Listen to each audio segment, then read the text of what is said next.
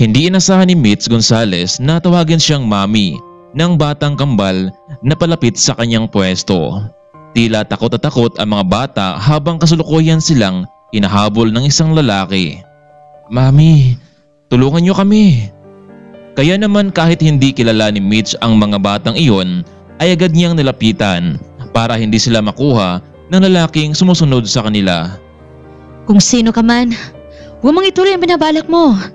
Kung hindi, tatawag ako ng pulis at sigurado akong makukulong ka. "Naku mami, nagkakamali po kayo. Hindi po siya masamang tao. Siya nga pala si Daddy, ang Daddy Jared namin. Gusto niya kasi kami umuwi na sa bahay namin pero ayaw pa namin ni Justin umuwi. At mabuti na lang at nakita ka namin dito mami." "Pwede ba Sam? Justin, umuwi na tayo." Miss, pasensya ka na ha. Hindi ko alam kung ano ang pumasok ng mga batang ito sa kanilang isipan eh." "Daddy, huwag mo siyang tawaging miss. Siya ang mami namin. Gusto namin siyang makasama sa bahay para maging kumpleto na tayo." "Sam, Justin, napag-usapan na rin ito hindi ba? Ginagawa ko naman ang lahat para makita ang mami niyo."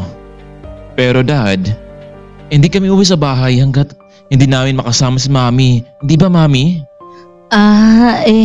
Oo naman. Sasama ako sa inyo. Miss, sigurado ka ba? Baka naman magalit sa akin ang boyfriend mo kapag sumama ka sa amin." Naku, wala naman akong boyfriend sa ngayon. Pero may nanligaw sa akin. Yun nga lang, hindi ko siya type. "Naku Daddy, kung ganun pala ay makasama natin si mami sa wakas." Miss, ano nga pala pangalan mo?" "Ako nga pala si Jared Rodriguez. And this is my son, Sam and Justin. Pasensya ka talaga sa kanila ha. Pero hayaan mo, sasahuran naman kita ng 20K a month. Maging masaya lamang ang mga anak ko." Naku sir, ako nga ang dapat mapasalamat sa inyo Dahil you saved my life. Ang totoo kasi, kung hindi ko sasagutin ang boyfriend ko sa kanyang wedding proposal, tatanggalin niya ako sa kanilang kumpanya. At natatakot akong mangyari iyon para sa matanda kong nanay.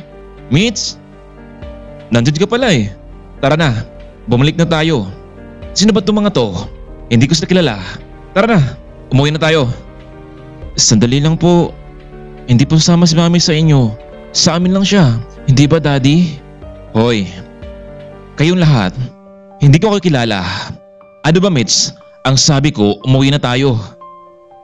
Pare, huwag mo nang pilitin ng babae kapag ayaw sumama sa'yo." "Bakit? Sino ka ba? Huwag kang makialam dito sa problema naming magsintahan." "Nako pare, huwag mo naman akong lokohin. Hindi ka pa sinasagot ng babaeng ito. Kaya hindi mo siya dapat na magmamayari." "Ano Mitch? Talaga bang ayaw mong sumunod sa akin? Huwag mo sanang kalimutan na ako ang tumulong sa'yo sa ospital. Nakalimutan mo na ba?" Huwag kang mag-alala Derek. Babayaran ko naman lahat ng ginastos mo sa ospital Bigyan mo lang ako ng sapat na panahon. Mitch, magkano bang utang mo sa lalaking yan? Ako nang bahala. Ako nang magbabayad." Naku sir, huwag na po. Mababayaran ko rin naman yan. "Aba naman. Tingnan mo naman kung sino lalaking ito. Meron palang superhero na handang tumulong sa iyo Pero sa tingin ko naman ay hindi niya mabayaran ang lahat ng kalahating milyon na ginastos ko sa iyo. Alam mo pare, kahit magkano pa yan, babayaran ko. Heto, marahil sapat na ito sa iyo." Aking gulat nitong si Derek na makita nito ang black card na hawak nitong si Jared. "Aba, paano ka nagkaroon ng ganitong black card Mr. Jared? Marahil ninakaw mo ito." "Pwede ba Mr. Derek? Huwag ka ng maraming tanong pa. Ang gusto mo lang naman hindi ba na mabayaran ka? Heto na, marahil sapat na yan para manahimik ka na. Tara na Sam, Justin, umuwi na tayo." "Dad, isama natin si mami sa bahay." "Sige miss, kung gusto mo sumama sa amin, sumama ka na." Nagsimula na silang maglakad samantalang naiwan naman etong si Derek.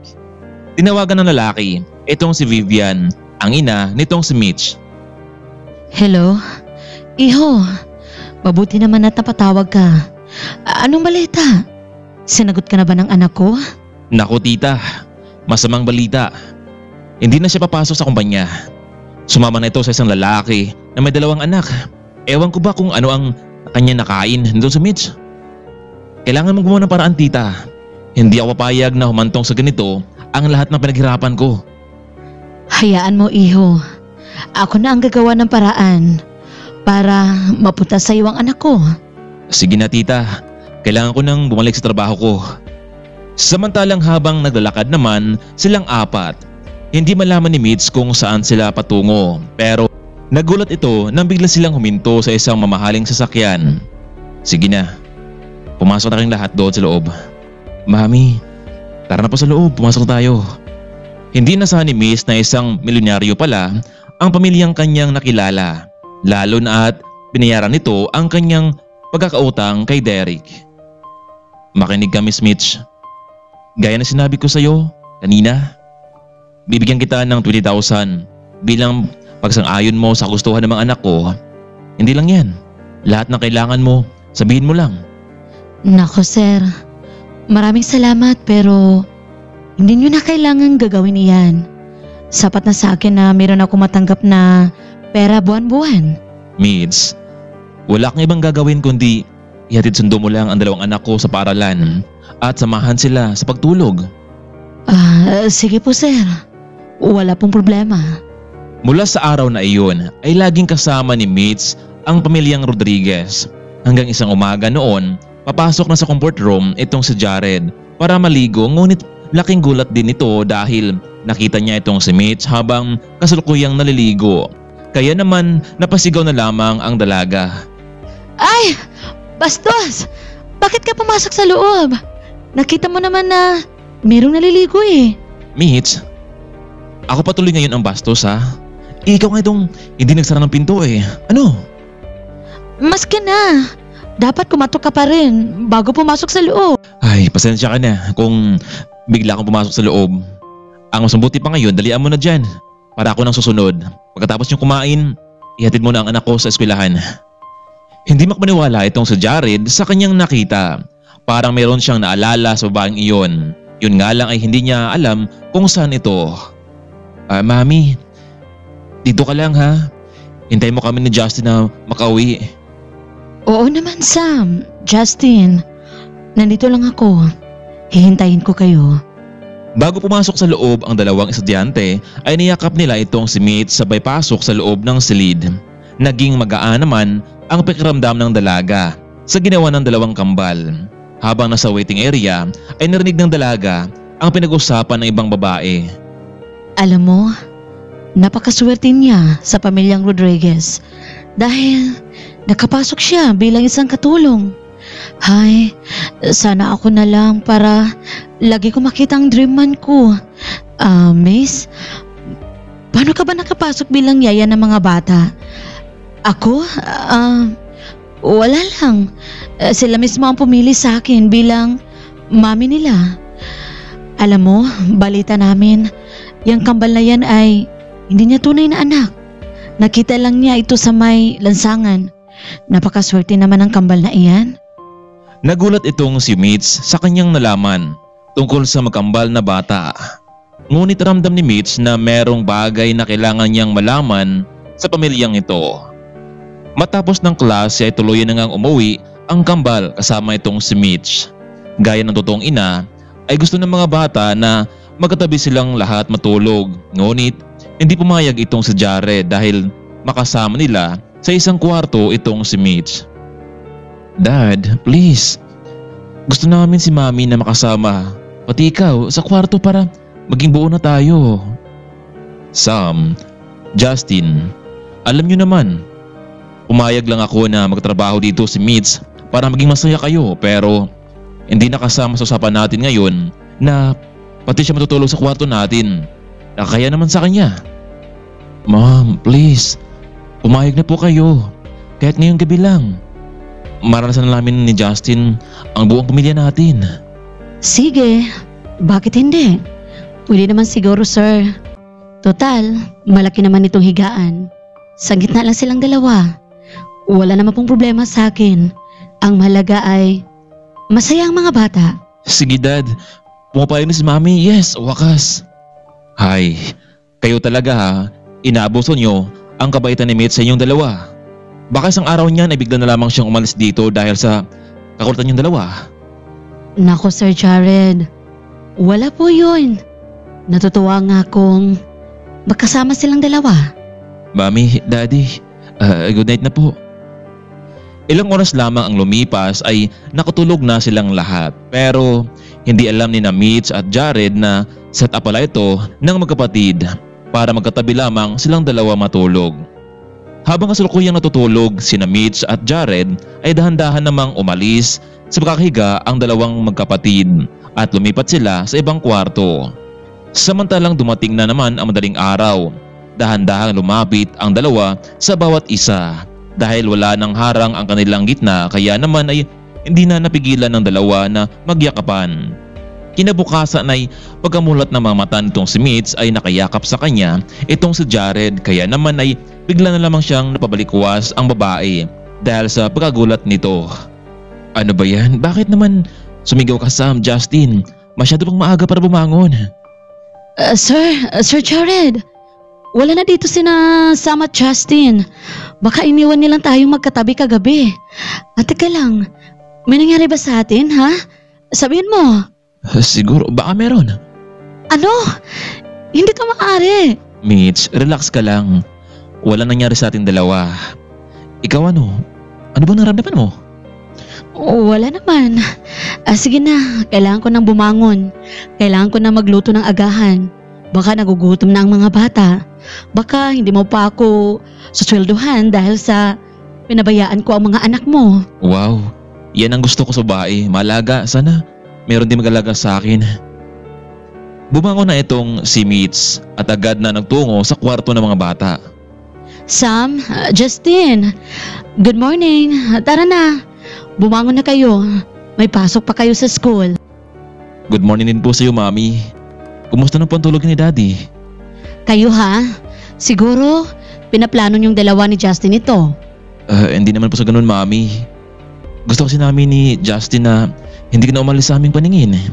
Ayaw naming muli kayong mawala sa paningin namin. Hay, kayo talaga. O sige na, bumangon na kayo at maligo.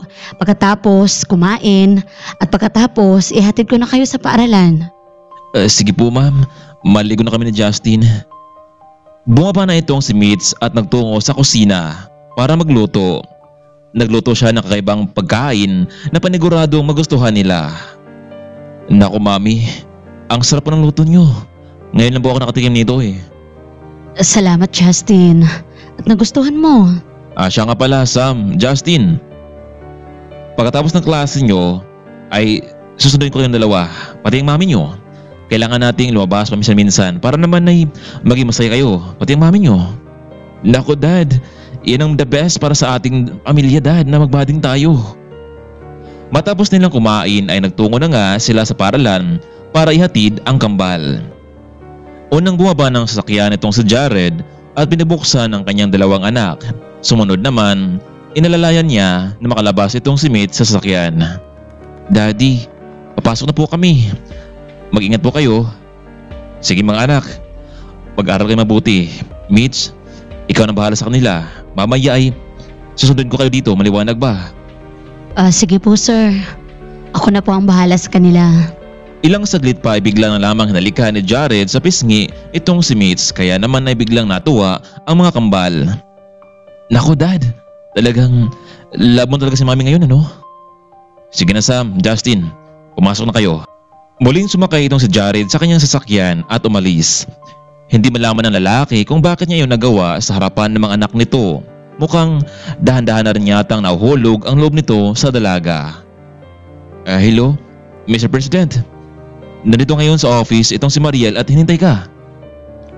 Sige Ben, maraming salamat, on the way na ako.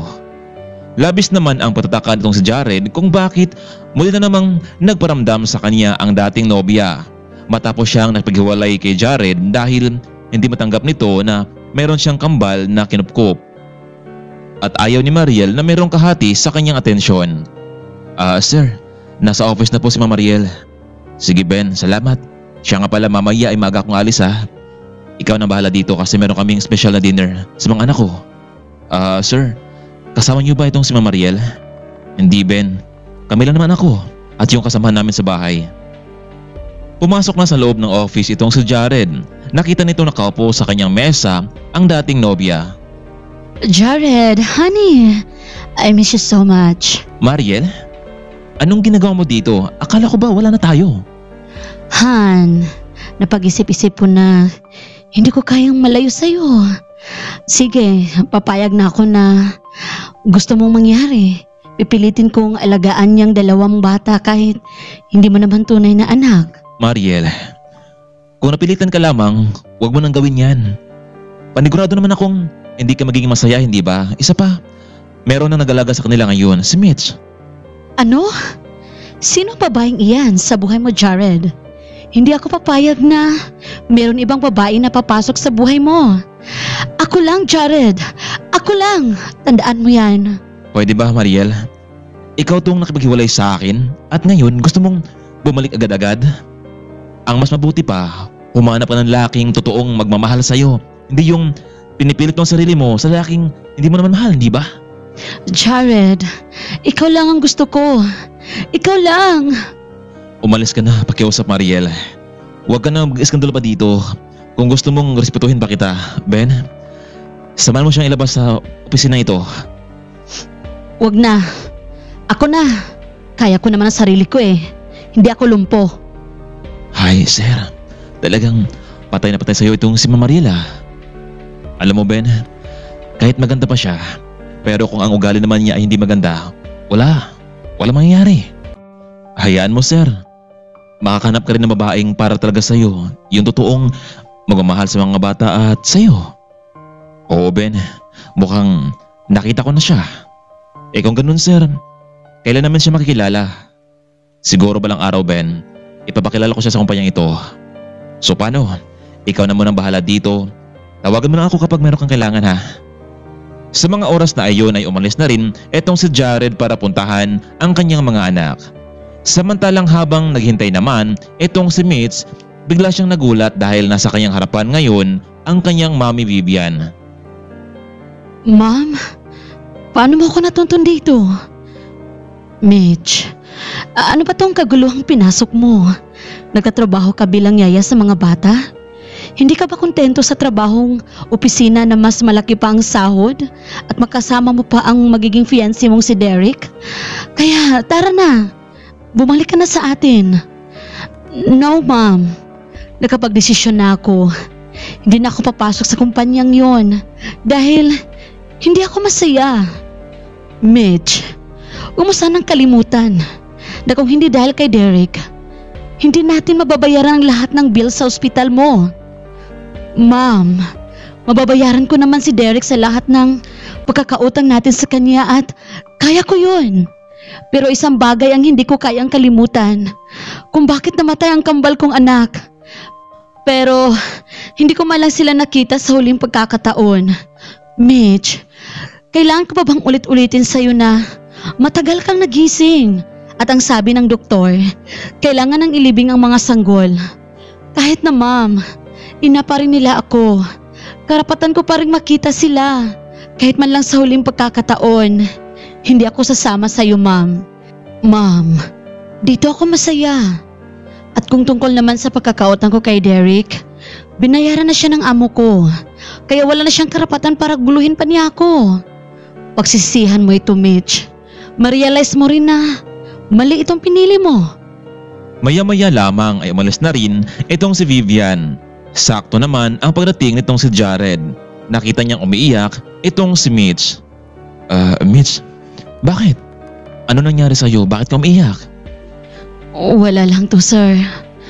May naalala lang ako eh. Sabihin mo sa akin, baka makatulong ako sa'yo. Sir Jared, may sasabihin ako sa'yo. Alam niyo, 5 years ago, dinala ako sa ospital dahil manganganak ako noon. Pero ang masaklap, may masamang balita. Hindi ko man lang nasilayan ang kambal kong mga anak. Ang sabi ni Mami, wala na itong buhay noon na inilabas. Kaya sobrang sakit sa akin. Mabuti po kayo, sir. Kahit wala na ang tunay na mami ni Sam at Justin, maayos niyo siyang napalaki. Kung totoosin nga, halos magkaedad lang sila ng mga anak ko. Labis naman ang pagkagulat ni Jared sa kanyang nalaman. Isang ganap na sanang ina itong si Mitch pero pinagkait pa ng tadhana. Mitch, alam ba ito ng asawa mo? Sir, gaya nga po ng sabi ko sa inyo, wala akong asawa o boyfriend man lang. Pero paano ito nangyari kung wala kang asawa o nobyo? Sir, meron kasi nangyari sa akin noon habang kasama ko ang mga kaibigan ko sa isang party. Sa sobrang kampante ko noon, hindi ko na malayan na nalasing na pala ako. Pero ang masaklap nito ay iniwan nila ako. Kaya kahit lasing na ako noon, pinilit kong makalabas na naturang lugar at pumasok sa isang madilim na kwarto at doon ako nakatulog. Pero pagising ko kinabukasan, hindi ko alam kung ano nangyari sa akin at wala akong naalala. Pwera na lang sa masakit ang aking katawan. Mula noon, hindi na ako nakisama pa sa mga taong nagpahamak sa akin. Ilang buwan ang nakalipas, nagalit sa akin ang mami ko dahil nalaman namin na nagdadalang tao pala ako. Hindi ko alam kung sino ang lalaking naglampas tangan sa akin. Kaya ako sinisisi ng mami sa lahat. Gusto niyang ipalagla ko ang bata. Pero natakot ako. Mas gugustuhin ko pang alagaan ito dahil wala naman itong kinalaman sa mga pangyayaring iyon. Mitch, hindi ko alam kung bakit mo ito nakayanan. Lahat ng mga dinanas mo. Sir, hindi ko rin alam. Pero isa lang ang masasabi ko. Lalo na noong nakilala ko ang mga anak niyo. Sobrang saya ko sa tuwing makasama ko silang dalawa. Siguro dahil kambal din ang mga anak ko noon at nangungulila lamang ako sa kanila. Alam mo Mitch, may sabihin din ako sa'yo. Sina Sam at Justin, hindi ko talaga sila tunay na anak. Katulad ng kwento mo 5 years ago. Habang nakasakay ko noon sa sasakyan ko, napansin ko ang isang malaking basket sa may gilid ng kalsada na gumagalaw at na-curious ako kaya naman ay puminto ako at lapitan ko. 2 bata pa lang nasa loob nito. Hindi ko alam kung ano ang rason ng kanilang mga magulang kung bakit nila ito inabandona. Hindi ko naman pwedeng iwan sila ng ganun na lamang. Kaya dinala ko sila sa bahay. Balak ko sanang ihatid sila sa social welfare pero parang ayaw ko. Gusto ko silang alagaan at mabigyan ng sapat na atensyon. Ngunit may bumubulong sa akin na talagang gawin ko yun at huwag silang babayaan. Kaya ngayon eto, sobrang saya ko dahil sila ang nabigay sa akin ng inspirasyon sa buhay. Nako sir, wala pa akong masasabi sa inyo. Oh, narito na pala sina Sam at Justin. Mitch, kailangang manatili tong lihim ha. Tsaka mula ngayon, Jared ang tawag mo sa akin, okay? Kung ganun, okay. Jared, ikaw ang bahala. Daddy, Mami, mabuti naman po at 2 kayo nandito. Oo naman Sam, Justin. Di ba nangako ko sa inyo kanina na mamasyal tayo ngayon? Tayong lahat. Wow, sana tuloy-tuloy na to Mami, Daddy. Happy forever. Sad naman nitong si Justin. Nagtungo na nga sila sa mga lugar na magandang pasyalan. Para kay Jared, kitang-kita niya kung gaano kasaya nitong si Mitch sa kabila ng mga nakatagong masamang pangyayari noon sa buhay nito. Matapos ng kanilang pumamasyal ay kumain sila sa isang mamahaling restaurant. Mami, masaya ka ba na nakilala mo kami? Oo naman Sam.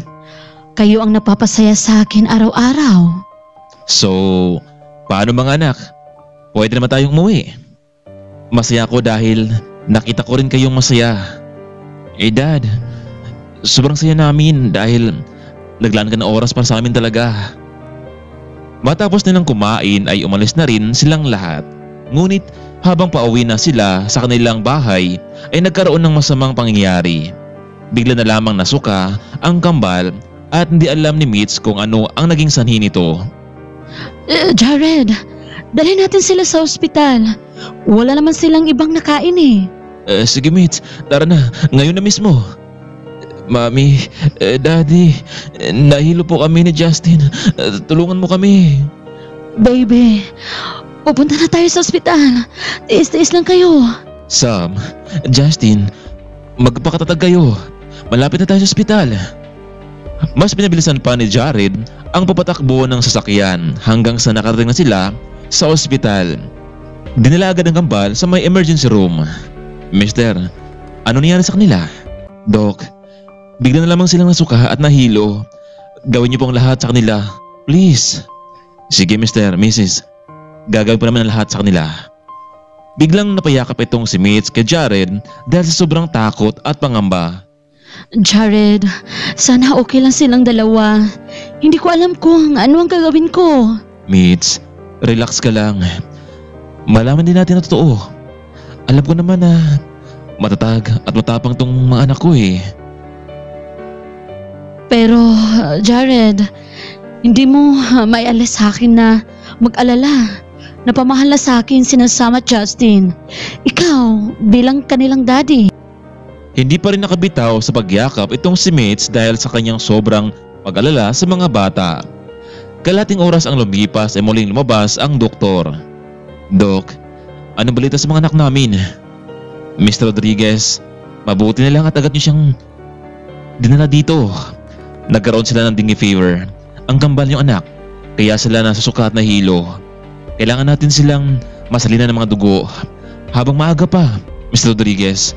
Sige na, kailangan ko pang pumunta sa ibang pasyente.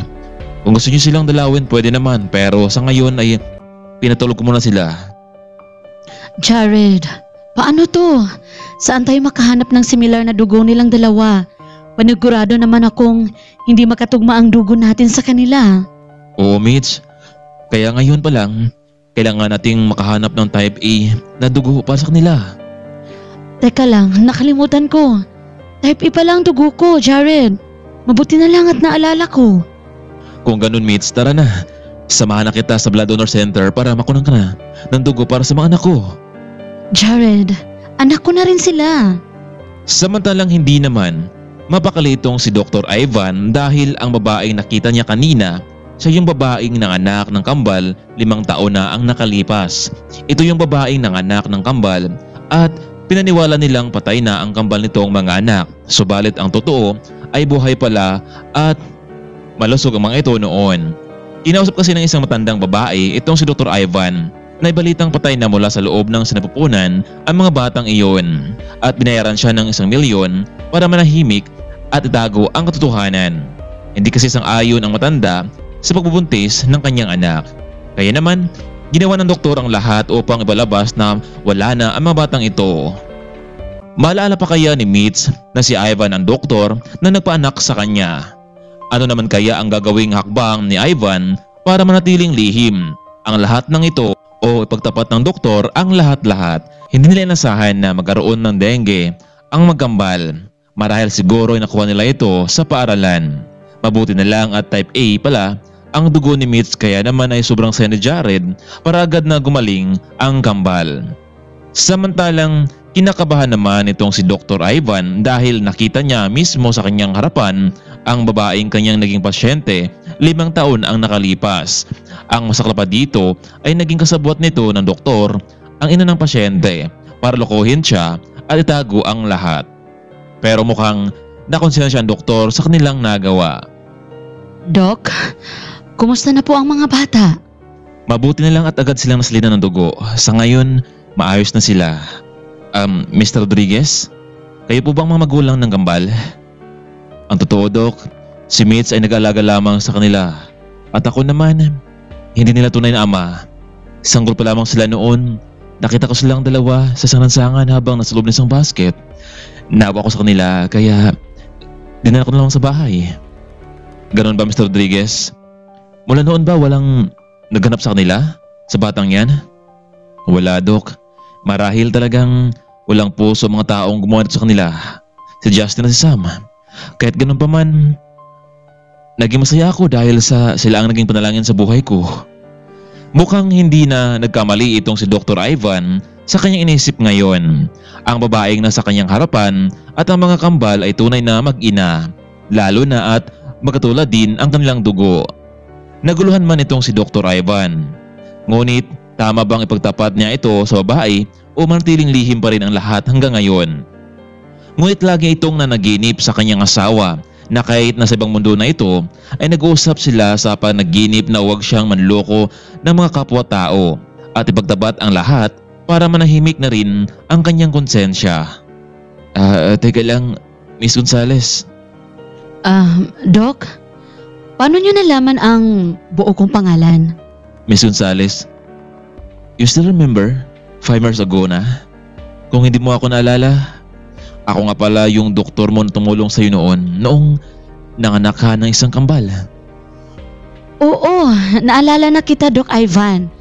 Pero ayaw ko nang balikan ng mga masakit na kahapon. Miss Gonzales, alam mo bang nakaplano ang lahat noong nandito ka sa ospital? Alam mo, nasilaw ako sa pera noon. Binigay sa akin ng mami mo. Doc, anong gusto mong iparating? Alam mo naman siguro na hindi gusto ng mami mo na manganak ka at iwan mo ang lalaking tumulong sa'yo sa pagbayad sa ospital. Sino? Si Derek ba? Bakit, Doc? Ano bang gusto mong sabihin? Alam mo, Mitch, nagsinungaling ang mami mo. Ang totoo, buhay pa noon ang anak nyo. Pero sa utos ng mami Vivian mo, dinalabas naming wala na ang kambal. Pero ang totoo, ibinili namin sa isang lansangan habang nakalagay sa isang basket. Pero ilang minuto ang nakalipas, binalikan ko pero wala na doon. May kumuha sa kanya. Ano, Doc? Pinagpalit mo ang propesyon mo sa pera? Kaya nga, Miss Gonzales, matagal ko nang pinag-isipan to. At ito na nga ang tamang panahon para sabihin ko sa iyo at ituwid ang lahat. Kung ganon, buhay pa ang mga anak ko. Pero nasaan sila? Paano ko sila mahahanap? At paano ko sila makikilala? Teka lang, Miss Gonzales. Hindi ba sinabi ni Mr. Rodriguez sa iyo na napulot lamang niya ang kambal noon? Paano kung sila ang mga anak mo na nawala? Isa pa, magkatulad kayo ng blood sample ng mga batang iyon. At posibleng sila nga ang tunay na iyong anak na inirugaan ni Mr. Rodriguez. Kung ganon, Mitch, kailangan natin silang ipa-DNA test para sa katotohanan. Ako nang bahala sa gastusin. Malaman na lahat lang natin.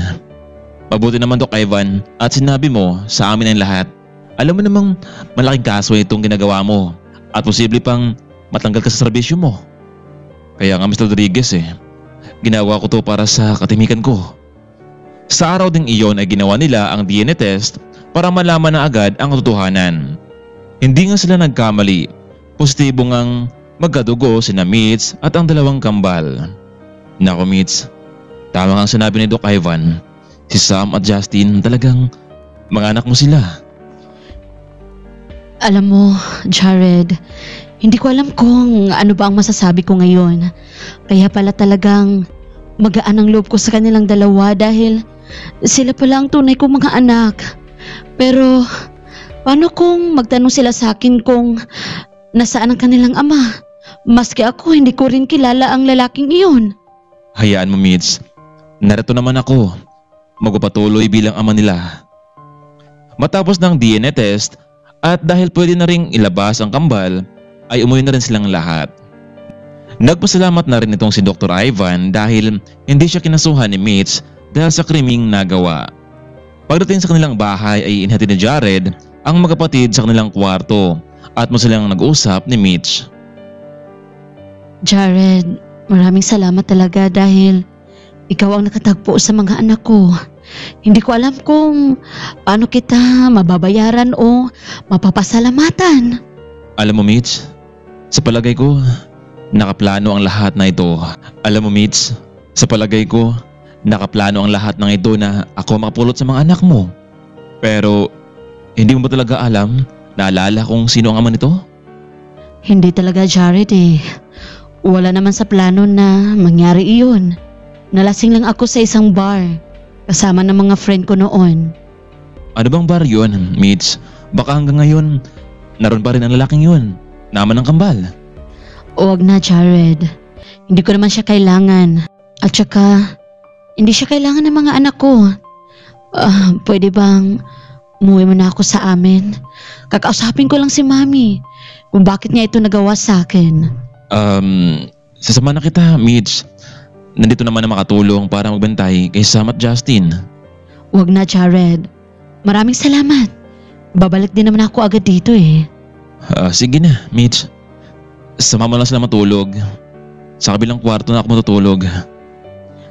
Sige, Jared. Salamat. Good night.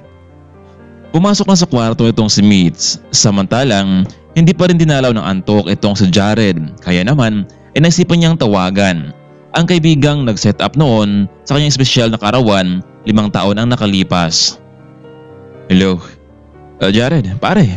Napatawag ka, mukhang may kailangan ka. Bricks. Naalala mo ba noong nag-celebrate ako ng karawan 5 years ago? Oo naman pare. Ang saya mo nga noon, di ba? Bakit? Ano meron? Alam mo Bricks, itatanong ko lang sana sa iyo kung anong pangalan ng babaeng pumasok noon sa kwarto ko para masayahin ako. Ha? Anong babae pare? Ang totoo nga, hindi natuloy ang babaeng yun. Tumawag sa akin na hindi daw niya kaya eh.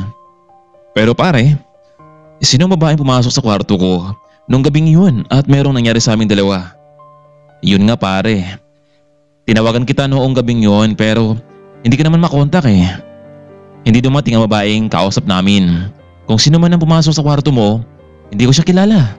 Na Jared nang mabalitaan ang sinabi ng kanyang kaibigan na hindi natuloy ang kanilang plano. Kaya napaisip itong si Jared na baka ang babaeng kasama niya ng gabing iyon ay walang iba kundi ang babaeng nasa loob ng kanyang bahay ngayon, si Mitch Gonzalez. Pero paano niya ipapaliwanag sa babae na siya ang lalaking nakasama nito noon sa isang gabi? Kinabukasan maagang nagising itong si Mitch para puntahan ang kanyang bahay para kausapin ang mami nito kung bakit niya ito nagawa sa kanya. Samantalang nagising naman sina Sam at Justin. Hinanap nila ang kanilang mami Mitch. Sam, Justin, mabuti naman at nagising na kayo. Kumusta kayo? Alam niyo bang sobrang nag-alala kami ng mami niyo? Dad, nasaan si mami? Gusto namin siyang makita. Mga anak, mamaya babalik din sa mami niyo dito. Umalis lang saglit. No dad, sundan natin si mami, please. Gusto namin siyang makita. Pakiusap. Sige, don't worry. Pumunta natin siya ngayon. Hindi alam ni Jared ang saktong address ng bahay ni Mitch. Mabuti na lang at naiwan sa mesa ang kanyang pitaka at ilang mga ID. Kaya naman ay natuntun nila ang address. Samantalang pagkarating naman nitong si Mitch sa kanila ay naroon ang kanyang mami Vivian sa may sala. Ma'am, pwede ba tayo mag-usap? Oh, Mitch, mabuti naman at nakauwi ka na. Sabi ko naman sa'yo eh, hindi ka magiging masaya sa kanila. Alam mo bang hanggang ngayon, naghihintay pa rin sa'yo si Derek. Ma'am, nandito ako hindi tungkol kay Derek, kung hindi tungkol sa anak ko. Pwede ba Mitch? Ilang taon na ang nakalipas, wala na sila. Nakita mo naman ang kanilang libingan, hindi ba? Sinungaling ka, Mom. Niloko mo lang ako eh. Alam ko na ang lahat. Ikaw ang may pakana ng lahat ng ito eh. Isa pa, hindi pa patay ang mga kambal ko. Meron kang inutusan para ipaghiwalay mo kami. Mitch, ano ba yung pinagsasabi mo? Wala akong kinalaman dyan. Ma'am, sinabi ng doktor na ang lahat. Binayaran mo siya ng pera para malayo mo sa akin ang mga anak ko. Ganun ka na ba talaga kadesidido pati ang apo mo, Mami? Wala akong pakialam sa mga batang yun dahil anak sila sa pagkakamali mo. Hindi kita mapapatawad, Ma'am, sa ginagawa mong ito. At talaga pa? Ako pa talaga ang sinisisi mo, Mitch? Sino ba ang nagpabuntis sa lalaking hindi mo naman alam kung sino? Ang mga batang yun nararapat lamang sa kanila. Inabado na dahil hindi sila nararapat sa'yo. Kung sumunod ka lang sa mga plano ko, sinagot mo si Derek, hindi sana masagana ang buhay mo ngayon.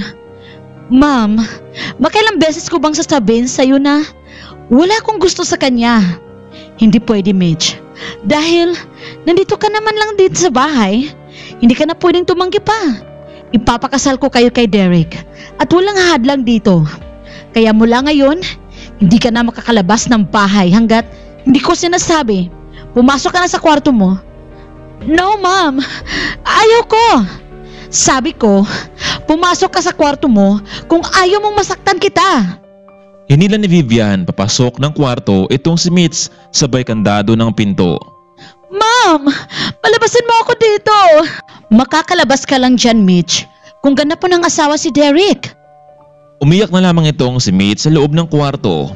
Naisip niyang sana ay hindi na lamang siya bumalik sa kanilang bahay. Samantalang tinawagan naman ni Vivian itong si Derek na nakauwi na ang kanyang anak sa bahay. Ang anak at handa na itong magpakasal sa kanya. Mabuti naman po tita at nakauwi na si Mitch sa inyo. Sige po, ngayon mismo ay pupunta na ako sa inyong bahay. Ilang minuto lamang ay natunto ni Jared ang address ng bahay ni Mitch. Kaya naman mula sa sakyan ay bumaba ito at nag-doorbell. Isang matandang babae ang lumabas. Magandang araw po. Dito po ba nakatira si Mitch Gonzales? At sino ka naman? Ma'am, kaibigan ko po si Mitch. Walang Mitch dito. Baka mali ka ng bahay na pinuntahan. Naku ma'am, hindi po ako nagkakamali dahil nakalagay sa kanyang ID ang tamang address. Pwede ba? Kung sino man kayo, wala dito ang hinahanap nyo. Umalis ka na. Bumukas ang pinto ng sasakyan at bumaba ang dalawang kambal. Dad, nasaan na si Mami? Samantalang laking gulat naman ni Vivian nang makita ang dalawang kambal. Totoo kang sinabi ni Mitch na uli niya nang natagpuan ang kambal. Siya na ba ang ama ng mga batang ito? Ma'am, pakiusap naman. Baka alam niyo kung nasaan si Mitch. Kailangan siya na makita ng mga anak ko. Ilang minuto din ang nakalipas, dumating na ang isang sasakyan. Ito ang hinihintay ni Vivian.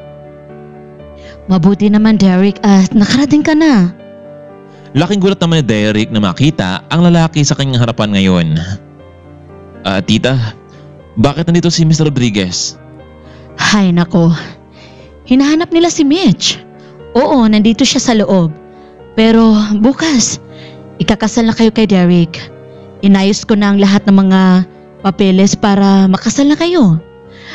Sige, lalabas ko lang si Mitch para mapirmahan ang mga papeles na to. Muling pumasok sa loob ng bahay itong si Vivian. Nagtungo ito sa kwarto ni Mitch at sinama palabas. Derek Morales, hindi ba ikaw yung binigyan ko ng pera para mabayaran ang pagkautang ni Mitch sa'yo? Isa pa, kilala ko ang inyong pamilya, lalo na ang inyong negosyo. Bakit Mr. Rodriguez? Sino ka ba? Huwag mong bagmayabang sa akin yung black card mo. Kaya ko rin magkaroon ng ganyan. Hindi mo alam kung gaano kami kakilala ang kumpanya namin. Kaya kung sa'yo, umalis ka na dito. Isama mo na yung mga bata. Pagsisihan mo ito, Mr. Morales. Hindi mo ko kilala. Mula sa loob ng bahay ay lumabas naman itong sina Vivian at Mitch. Nakita ng kambal ang kanilang ina. Mami, Dad, si Mami, kunin mo siya. Mitch, sarapan ng mga taong ito. Pirmahan mo ang papeles na magpapatunay na magiging mag-asawa na kayo ni Derek. Mitch, huwag mong ituloy yan. Narito kami ng mga anak mo para kunin ka. Isa pa, may sabihin ako sa'yo. Kilala ko na kung sino ang ama ng mga kambal at kung sino ang nakasama mo noong gabing yun. Sino Jared? Ako ang lalaking yun, Mitch. Ang nakasama mo. Ang ibig sabihin nito, ang tunay na ama ni Sam at Justin at ikaw naman ang tunay na mami nila. At yung mami mo ang may pakana ng lahat kung bakit nalayo sa iyo ang kambal. At ikaw naman Mr. Morales, mula sa araw na ito, babagsak yung kumpanya nyo. Oh, come on, Mr. Rodriguez. Paano babagsak ang kumpanya namin samantalang nasa pinakamataas na ratings namin yun? Tinawagan na Jared ang kanyang assistant at meron siyang pinapagawa dito. At maya-maya lamang may tumawag kay Derek na binitiwan na sila ng isang malaking production supplier sa buong mundo at malaki ang epekto nito para bumagsak ang kanilang kumpanya. Ano, Mr. Morales, naniniwala ka na ba? Mr. Rodriguez, nagbibiro lang ako eh.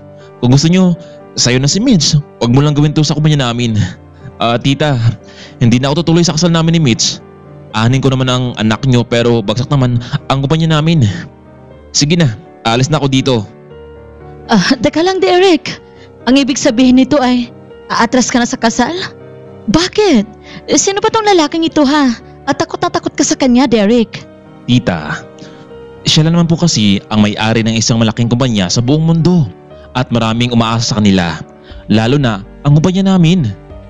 Ano? Jared, totoo ba itong narinig ko? Ikaw ang lalaking iyon? Oo, Mitch. Kaya sana mapatawad mo ako. Narito si Sam at Justin, saksi sa lahat.